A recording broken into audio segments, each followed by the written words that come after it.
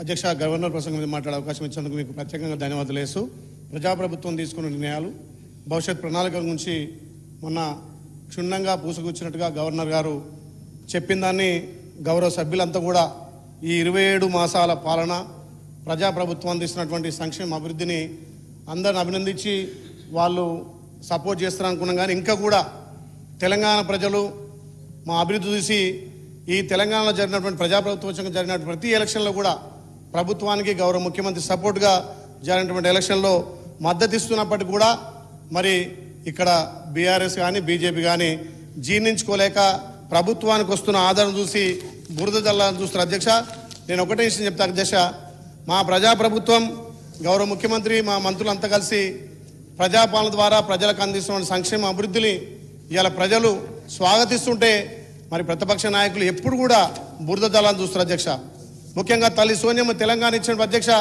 16,000 కోట్ల మిగులు బడ్జెట్ ఇస్తే అప్పుడు రాష్ట్రానికి ఆ ముఖ్యమంత్రిగా 10 ఏళ్ళుగా ఉండి 10 ఏళ్ళు రాష్ట్ర సంపదను దోచుకొని ప్రజాప్రభుత్వం ప్రజలు మార్పు కోరుకొని ఈ ప్రజాప్రభుత్వం ఇచ్చేటప్పటికి 8 లక్షల కోట్ల అప్పుతో ఉంది. అధ్యక్ష, మరి 8 లక్షల కోట్ల అప్పున మా ప్రభుత్వం మా మంత్రులు మా గౌరవ ముఖ్యమంత్రి 24 గంటల్లో 18 గంటలు పనిచేసుకుంటూ ప్రజలకు ఇచ్చినటువంటి గ్యారంటీలతో పాటు ఇయ్యనటువంటి హామీలను కూడా ఒక్కొక్కటిగా అమలు పరుచుకుంటూ మా ప్రభుత్వం ముందుకు పోతుంది. అధ్యక్ష, భవిష్యత్ ప్రణాళిక కార్యాచరణ కూడా ముందు పెట్టాము. అధ్యక్ష, ముఖ్యంగా ఇప్పటిదాకా వాళ్ళు మాట్లాడినట్టుగా ధనిక రాష్ట్రంలో వాళ్ళు వ్యవసాయాన్ని పూర్తిగా వ్యవసాయం దండుగా అన్నారు, మరి వరేస్తే ఊరి అన్నారు.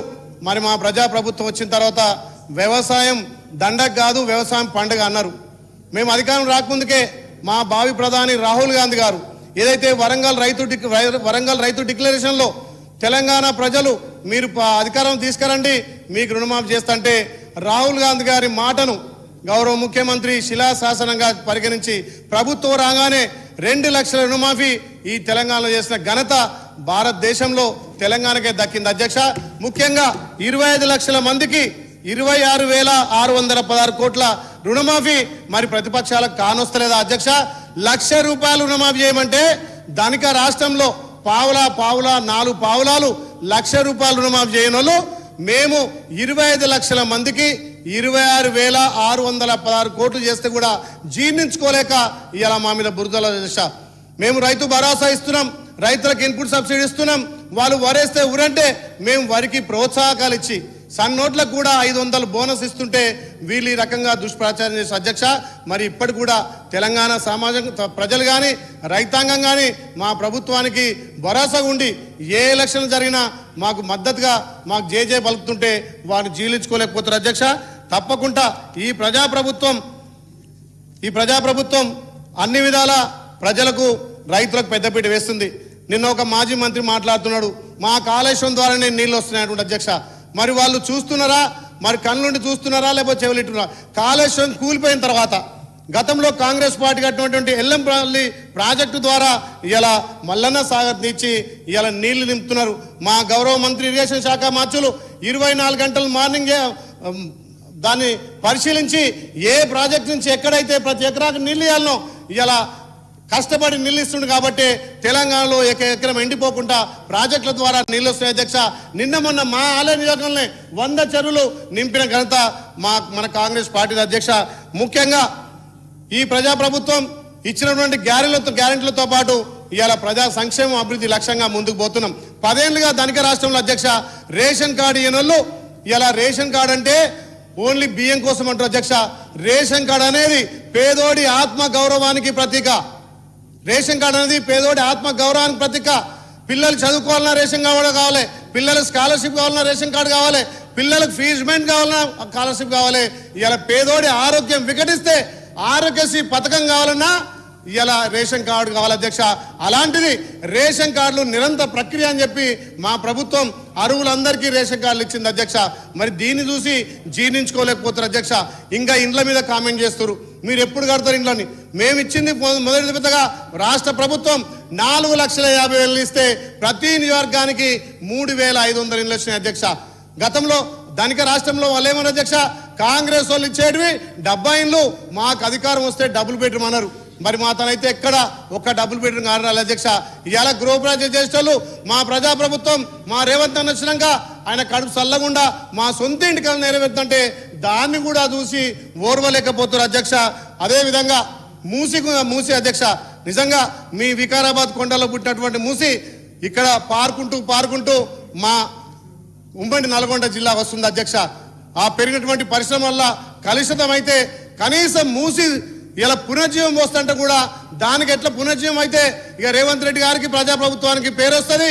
20 ఏళ్ళు కాంగ్రెస్ వాళ్ళని కదిలియమని చెప్పి దాని మీద కూడా ఇలా అడ్డుకోవాలని చూస్తారు అధ్యక్ష. నిజంగా అధ్యక్ష, ఒక రాష్ట్ర ముఖ్యమంత్రిగా ఆయన జన్మదినం నాడు ఎక్కడో ఫామ్ హౌస్ లో ఎక్కడో సింగపూర్లో కాదు అధ్యక్ష, మా మూసీ నది ప్రజల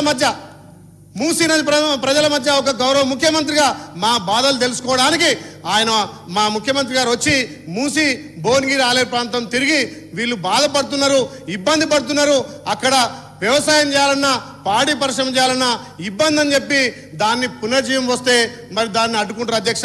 వీళ్ళు ఏమంటారు అధ్యక్ష, మరి బీజేపీ వాళ్ళు బీఆర్ఎస్ ఒకటే. మొన్ననే మా గౌరవ మంత్రి శ్రీహరణ గారు నేను మా ఎంపీ గారు ఇలా గుజరాత్ పోయినాం, సబర్మతి చూసినాం. అక్కడ వాళ్ళు అంటున్నారు ఈ సబర్మతి చేయడానికి 10,000 కుటుంబాలను షిఫ్ట్ చేశారు అధ్యక్ష. 10,000 కుటుంబాలు షిఫ్ట్ చేసి ఈడ ఒక్క కుటుంబం షిఫ్ట్ కావద్దట, మూసి పునర్జీవం కావాలట. అంటే వీళ్ళ ఉద్దేశం తెలంగాణ ప్రజలు కూడా గమనిస్తున్నారు కాబట్టి ఆ మూసీకి మీరు సహకరించాల్సిందిగా. మూసీ సుందరీకరణ నిజంగా మొన్న పవర్ ప్రాజెక్ట్ చేస్తే చాలా సంతోషం అంది అధ్యక్ష. విడతల వారిగా ఎవరికి ఇబ్బంది లేకుండా అక్కడ నష్టమైతే కూడా వాళ్ళకు అన్ని విధాల లాభం కలిగిస్తా అని చెప్పి ఈ రకంగా ముందుకు పోతే కాళ్ళల్లో కట్టెబెట్టినట్టుగా 27 మాసాల మా ప్రభుత్వాన్ని, మా ప్రణాళికలను, మా ముందు చూపును చూసి ఓర్వలేక ఈ ప్రభుత్వానికి వస్తున్న ఆదరణ చూసి ఇలా కళ్ళల్లో మట్టు పోసుకుంటారు అధ్యక్ష. అదేవిధంగా అధ్యక్ష, వాళ్ళు ఎడ్యుకేషన్ గురించి చెప్పారు అధ్యక్ష. మా ప్రభుత్వం విద్యా వైద్యానికి పెద్దపీట వేసింది అధ్యక్ష. ఏడన్నా వాళ్ళు విద్య ఉన్న స్కూల్ బంద్ చేసిరు అధ్యక్ష, నడిచే స్కూళ్ళని బంద్ చేసిరు. ఇలా మా గౌరవ ముఖ్యమంత్రి మా ప్రభుత్వం ముందు చూపుతోటి ప్రతి నియోజకవర్గానికి ఒక యంగ్ ఇండియా స్కూల్ ఇస్తే దాన్ని కూడా వాళ్ళు ఓర్వలేకపోతారు అధ్యక్ష. కనీసం పేదోడి ఆరోగ్యం కూడా వాళ్ళ పట్టదు అధ్యక్ష. గౌరవ మాజీ ముఖ్యమంత్రి వాళ్ళు డాక్టర్ రాజశేఖర రెడ్డి గారు పేదోడి ఆరోగ్యం ఉన్నత వర్గాలు చేసుకున్నట్టుగా కార్పొరేట్ ఆసుపత్రి చేసుకోవాలని 5 లక్షల ఆరోగ్యశ్రీ ఇస్తే మన ప్రభుత్వం రాగానే 5 లక్షల నుంచి 10 లక్షల రూపాయలు ఆరోగ్యశ్రీ పెంచితే కూడా మరి దాన్ని జీర్ణించుకోలేకపోతారు. వాళ్ళు 10 సంవత్సరాల్లో ఇవ్వనటువంటి సీఎం రిలీఫ్ ఫండ్ మా ప్రభుత్వం మన గౌరవ ముఖ్యమంత్రి 2 సంవత్సరాలనే వాళ్ళు 10 ఏళ్ళు ఇచ్చిన కంటే అదనంగా ఇవాళ పేద ప్రజల కోసం సీఎం రిలీఫ్ ఫండ్ కూడా మన ప్రభుత్వం ఇస్తుంది అధ్యక్ష. ఇంకొక విషయం అధ్యక్ష, ఈ రాష్ట్రానికి ఒక రెడ్డి బిడ్డగా ముఖ్యమంత్రిని కూడా మా బీసీల కోసం ఆలోచన చేసిన ముఖ్యమంత్రి గౌరవ ముఖ్యమంత్రి రేవంత్ రెడ్డి అధ్యక్ష. ఇలా చట్టసభలో చట్టం చేసి గవర్నర్ పంపి అక్కడ ఢిల్లీకి పంపితే మరి బీజేపీలు ఒక్కనాడన్నా ఆ పార్లమెంట్లో మాట్లాడరు, బీఆర్ఎస్ దాని మీద చర్చకు రారు. ఇలా అయినా ఉద్యోగ ఉపాధి రాజకీయాల్లో ఇయ్యాలని చెప్పి మొన్న మా ముఖ్యమంత్రి గారు మా పిసిసి అధ్యక్షులు ఇలా బీసీలకు పెద్దపీట వేయాలంటే సర్పంచ్ ఎలక్షన్లో 56% 60% బీసీలకు ఇచ్చిన అధ్యక్ష. మొన్న జరిగినటువంటి మున్సిపల్ ఎలక్షన్లో జనరల్ స్థానాల్లో కూడా ఇలా బీసీలకు పెద్దపీట వేసిన అధ్యక్ష. మరి బీసీల మీద చిత్తశుద్ధి ఉంటే వారు 8 మంది తెలంగాణ నుంచి గెలిచిన ఎంపీలు ఒక్కనాడన్నా పార్లమెంట్లో మాట్లాడరు అధ్యక్ష. వీళ్ళు బీసీల గురించి పట్టించుకోరు. వెళ్ళాక మా పెద్దలు మా మహేశ్వరుడు అంటే మాట్లాడతాడు. కనీసం సిఎల్పి అక్కడ బీజేపీ ఎల్పీ లీడర్ కూడా కనీసం ఒక బీసీ బిడ్డ ఉండడు. బీసీ మంత్రి ఉంటే అవమానపరిచేటట్టు మాట్లాడతారు. మా ప్రభుత్వం సమన్యాయం, మా రాహుల్ గాంధీ గారి ఆలోచన ఇలా మా ముఖ్యమంత్రి రేవంత్ రెడ్డి గారు అమలు చేస్తున్నారు.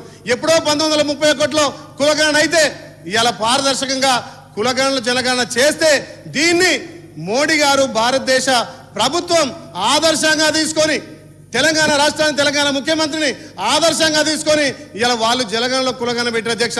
ఇంతకంటే ఎక్కువ నిదర్శనం ఏం కావాలి అధ్యక్ష? అందుకే అడుగుతున్నాం అధ్యక్ష, మూసీ పట్ల మీ ఉదాంతం ఏంది, మూసీ పట్ల మీ వైఖరి ఎంతో చెప్పాల్సిందిగా మీకు విజ్ఞప్తి చేస్తూ ఉద్యోగాల విషయంలో అన్నారు అధ్యక్ష. వాళ్ళే వేసేది కోర్టుకు పోయేది, వేసేది కోర్టుకు పోయేది, బంద్ చేసేది. మరి మా గౌరవ ముఖ్యమంత్రి వచ్చిన తర్వాత 67,000 ఉద్యోగాలు ఇస్తే కూడా ఉద్యోగాలు ఇవ్వలేదని దుష్ప్రచారం చేస్తారు. తప్పకుండా ఇచ్చినటువంటి హామీలను నెరవేరుస్తూ సుస్థిర అభివృద్ధితో తెలంగాణ ముందుకు పోతుందని తెలియజేస్తూ ఈ అవకాశం మీకు ఇచ్చినటువంటి మీకు ప్రత్యేకంగా ధన్యవాదాలు తెలియజేస్తున్నాం అధ్యక్ష. ఇంకొక చిన్న విషయం అధ్యక్ష, వెళ్ళాక ఈ సభలో బీజేపీ ఫ్లోర్ లీడర్ గారు కొన్ని అనుచిత వాక్యాలు కామెంట్ చేశారు అధ్యక్ష. ఏదో ఆర్ఆర్ ట్యాక్స్ అని చెప్పి ఢిల్లీకి మూటలు అని చెప్పి మరి చేసిరు కాబట్టి వాటిని రికార్డ్ నుంచి తొలగించాలి అధ్యక్ష. మీ బీజేపీ పాలిత ప్రాంతాల నుంచి మరి మీ మోడీకి అదేవిధంగా అమిత్ షాకి ఎన్ని మూటలు అవుతున్నాయి? మా రాహుల్ గాంధీ గారికి మూటలు కావాల్సిన అవసరం లేదు. ఇలా రాహుల్ గాంధీ కుటుంబం అంటేనే త్యాగాల కుటుంబం. దేశం కోసం 1000 కోట్లు త్యాగం చేసినటువంటి కుటుంబం రాహుల్ గాంధీ గారు కాబట్టి రాహుల్ గాంధీ గారికి అలాంటి అవసరం లేదు. దయచేసి మహేశ్వర్ రెడ్డి గారు బ్లాక్మెయిల్ పాలిటిక్స్ బంద్ చేసుకొని ఆ రికార్డ్ నుంచి అవి తొలగాల్సిందిగా విజ్ఞప్తి చేస్తూ మీ అందరికీ నమస్కారం చేస్తున్నా అధ్యక్ష.